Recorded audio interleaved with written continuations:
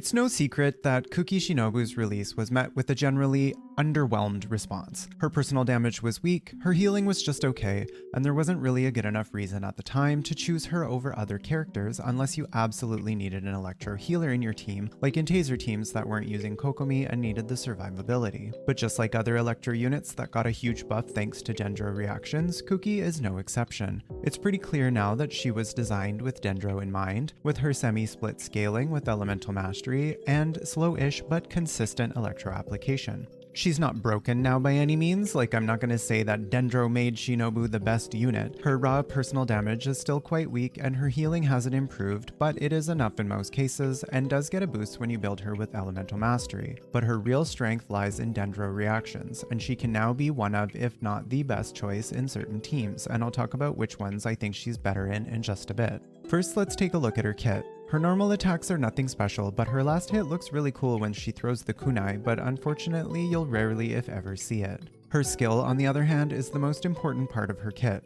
She sacrifices 30% of her own HP to create a ring that pulses every 1.5 seconds, dealing electro damage in an AoE around the active character, as well as healing them for a percentage of her own max HP. The damage is based on her attack though and has low multipliers, so it doesn't do much, but its main function is electro application, proccing reactions, and healing, so the damage isn't important anyway. This ability will not bring Kuki lower than 20% health, at which point the skill will be cast, but without the HP drain and still function the same way. It has standard ICD, so will apply electro every 3 hits or 2.5 seconds, and has a 12-second duration at C0 and a 15-second cooldown. Her burst creates an AoE that deals continuous electro damage based on her max HP over a short duration. The multipliers on it are also pretty low even when you stack her HP, so it does pretty insignificant damage, but it also has standard ICD, which is separate from her skill, so can be used for electro application and proccing more reactions. It costs 60 energy, and at above 50% health it lasts 2 seconds and 3.5 seconds when she's at 50% or below.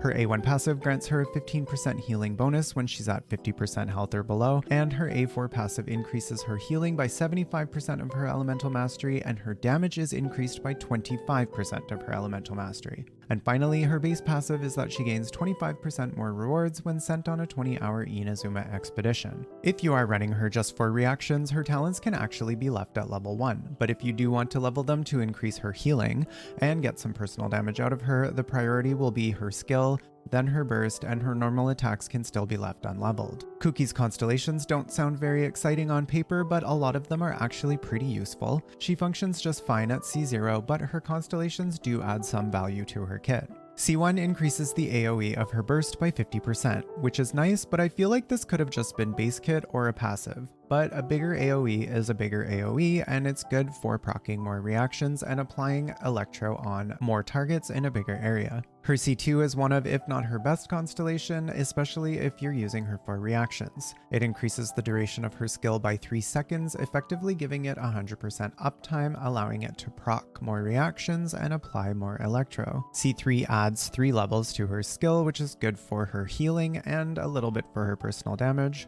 C4 makes it so that when her skill is in effect, the active character's normal, charged, or plunging attacks will apply a Thundergrass mark that deals AoE damage based on 9.7% of Shinobu's max HP every 5 seconds. It's still not very much damage, but the Thundergrass mark has no ICD, meaning it can apply electro and proc a reaction every time it goes off. C5 adds 3 levels to her burst, and C6 allows Kuki to survive a lethal blow, leaving her at 1 HP, which can trigger every 60 seconds. It also grants her 150 elemental mastery for 15 seconds when her HP drops below 25%, which can also trigger every 60 seconds. She can still die if she gets hit after the first part triggers, so she's not invincible, but it can come in clutch to tank a single hit that would otherwise one-shot you, but the extra elemental mastery portion is really valuable when she's the one proccing reactions. She also will be sitting at 20% health most of the time due to the HP drain of her skill. Moving on to artifacts, I have to give credit where credit is due. Even before Dendro, Shinobu was, and still is, objectively the best holder of the 4-piece tenacity of the Millilith set in teams that benefit from attack buffs. The 4-piece effect increases shield strength and, more importantly, increases all party members' attack by 20% for 3 seconds every time the holder's elemental skill hits an opponent, and can be procced from off-field. Kuki not only benefits from the 20% HP increase for her own scaling, but even at C0 she has upwards upwards of 100% uptime on the 4-piece effect, since there's only a 3-second gap between her skill duration and cooldown anyway, and of course none at C2. And since her skill orbits your character, you don't have to worry about placement like with Tenacity Zhongli's Pillar or with Kokomi's Jellyfish for it to hit an enemy. This set is going to have much less value on teams with units that don't scale with attack, but is one of her best sets for teams that do, and is definitely not her only option anyway.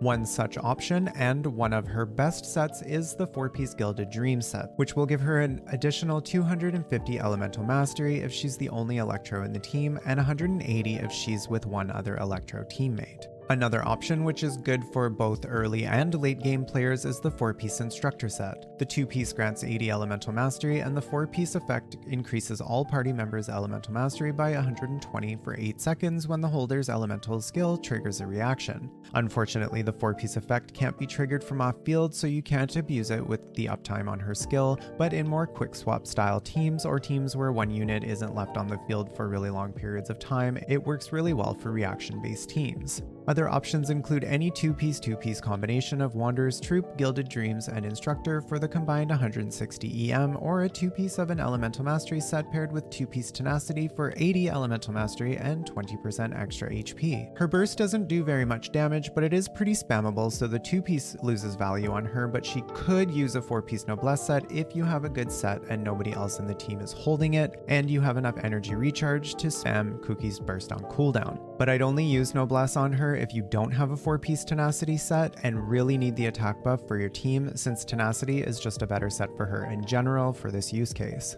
For main stats, first you'll want to level her up to 90 if you can, since both her HP scaling and her reaction damage will increase with her level, so it's really beneficial to do so. And if you are running her in reaction teams, you'll want Elemental Mastery on the Sands, Goblet, and Circlet. If you're just running her for healing though, it would instead be HP on the Sands and Goblet, and then either HP or healing bonus on the Circlet. Keep in mind though that even with triple EM, her healing will still be adequate. A combination of HP and Elemental Mastery main stats can also be used, and if you're running her with a Favonius Sword, a crit rate Circlet can be viable if you can't get enough from substats to reliably proc the weapon's effect. For substats, you want Elemental Mastery, HP, and crit rate if you're using Fav Sword, and some energy recharge if you're using her burst. When it comes to weapons, Kuki has quite a few options to choose from, including some very good free-to-play options. Starting with Freedom Sworn. The 198 Elemental Mastery it provides will benefit Shinobu's reaction damage, and she has no trouble triggering the team buff from the weapon's passive. Even in teams that don't really benefit from the attack buff, the Elemental Mastery alone still makes it a top choice when she's triggering reactions. Next is the Iron Sting, which is a free-to-play craftable weapon that doesn't even need refinements for her to use well. It provides slightly less EM than Freedom Sworn, but still a significant amount at 165. We then have the Dark Iron Sword, which gives 141 Elemental Mastery and is also free to play, but you can only get one copy of it, so hopefully you haven't foddered it, and if you haven't picked it up yet, you can go get it from this guy in Liyue. It's a 3-star weapon, but the low base attack doesn't matter when building her for reactions anyway, and it costs less materials to max out, as well as not costing a billet to craft. It's also a good weapon if you only have one Iron Sting and someone else is using it.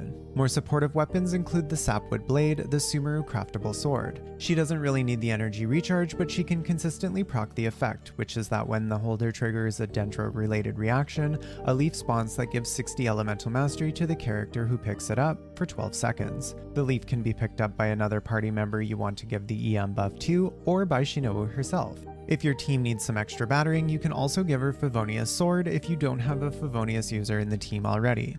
Again, she doesn't need the energy recharge herself, but she isn't affected as much by the low base attack, and the particles it produces can help with your team's energy. Two more weapons that I just want to mention, even though I'm not going to talk about leaks, but the upcoming sword, Xiphos Moonlight, if it's anything like the new Claymore we just got, it's probably going to be good on her, and also the Key of Kajnisut, since it's Nilou's signature weapon, and we know she's going to be an HP scaling bloom focused unit, I can bet the weapon is going to be a good option for Shinobu as well. For teams, Kuki is usable in some, but really good in others. When it comes to Dendro teams, let's start with Quicken teams, which involves Spread and Aggravate. She can be an option for Aggravate teams if you just need Electro application and healing, but her damage contribution is going to pale in comparison to units like Beidou and especially Fischl if you're swapping them out for Kuki. That being said, she's still an option as a buffer for your other teammates and if you're okay with trading damage for survivability. However, I think she'd be better in a Spread team.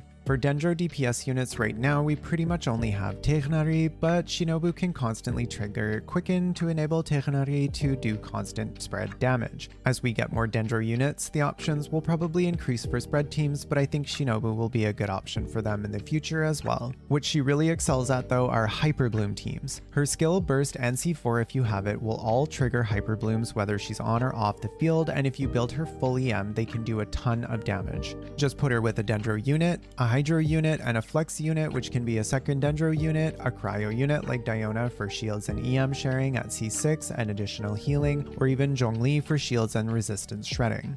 And then of course non-Dendro teams like Taser, especially if you're not using Kokomi and need healing, or even with Kokomi for super survivability, are a good go-to, and she can work with something like an Ito team for healing and elemental application for crystallized shields, but generally Dendro reaction-based teams are where she really shines. So she is pretty versatile, and her mediocre raw personal damage is made up for with utility and or reaction potential. I'm really glad Shinobu has gotten better thanks to Dendro, because I'm not gonna lie, when she came out I was a little disappointed because I was really looking forward to her, but I'm happy to see her potential being able to be tapped into, and I'm looking forward to what's to come for her with future units being released. As always, thank you so much for watching, like and subscribe for more videos to come, and I will see you next time.